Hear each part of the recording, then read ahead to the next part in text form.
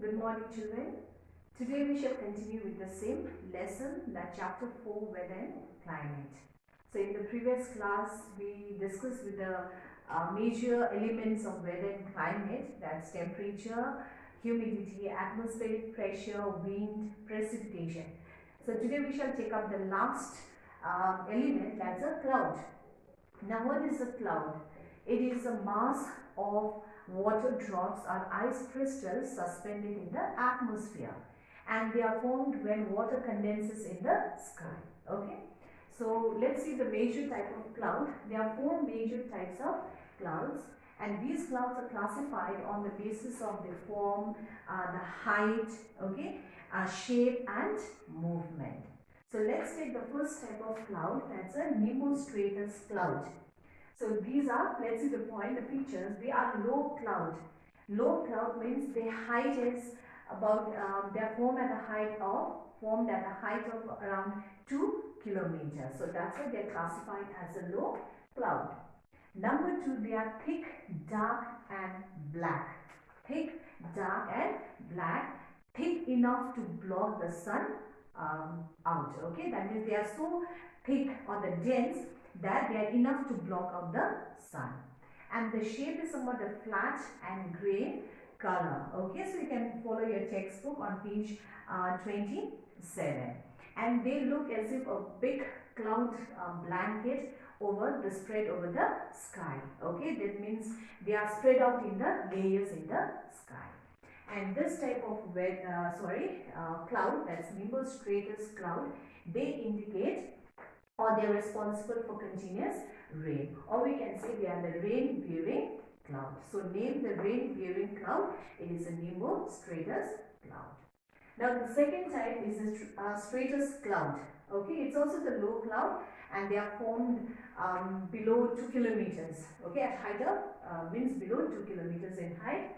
They are thin white sheets, so they resemble, okay, I mean their appearance or they look like thin white sheet covering the entire sky. Okay, then the last point is this stratus cloud, they indicate fair weather, whereas in case of nimbostratus they bring continuous rain, and here they indicate fair weather. Now next is a cumulus cloud.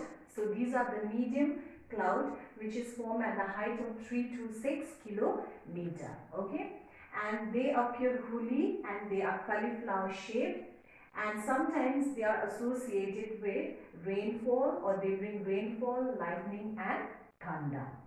Then the last one is your cirrus cloud.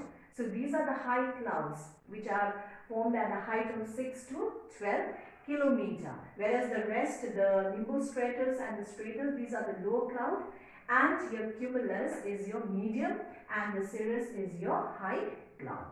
And they are feathery fibrous. Okay, they look as if the wool, okay, it's spread out or the feathers spread out in the sky, and they contain tiny ice crystals. So these are the four major types of clouds which are mostly classified on the basis of their height and shape. Now take the weather station. Now what is a weather station? So it is a place where the elements of weather, namely temperature, rainfall, atmospheric pressure, humidity, sunshine and cloud are measured and recorded. Okay, so that the meteorologists, they use this data to forecast the weather. And this weather station, it should be placed in an open place, open area that is away from the buildings or away from any other obstacles. So remember that when you when the weather station is placed, okay, when you choose the place for this instruments and all, it should be away from any type of obstacles. It should be away from the fences, buildings or walls and so on. So you have to remember the following points. So for this, please take your textbook, page 29. A few things to be kept in mind while setting up a weather station are. So page number 21. Number 1 is your thermometer.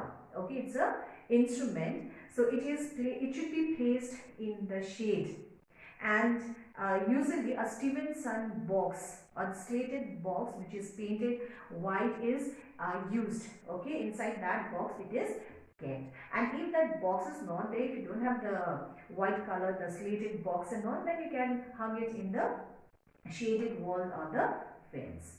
Then secondly, the instrument like rain gauge, it should be placed away from the walls, trees, the buildings, because they will affect the amount of water that is caught in the, that gets inside the rain gauge. And the third one is your wind instrument like anemometer, wind vane. It should be away from the walls, or it should be kept away from the fences or houses, because they will cause the what is the problem. In a sense, they will not give us the correct reading. Okay, so when we don't get the correct reading, it makes the difficult to assess the direction of the wind. So these are certain points which one has to remember while setting up the weather station.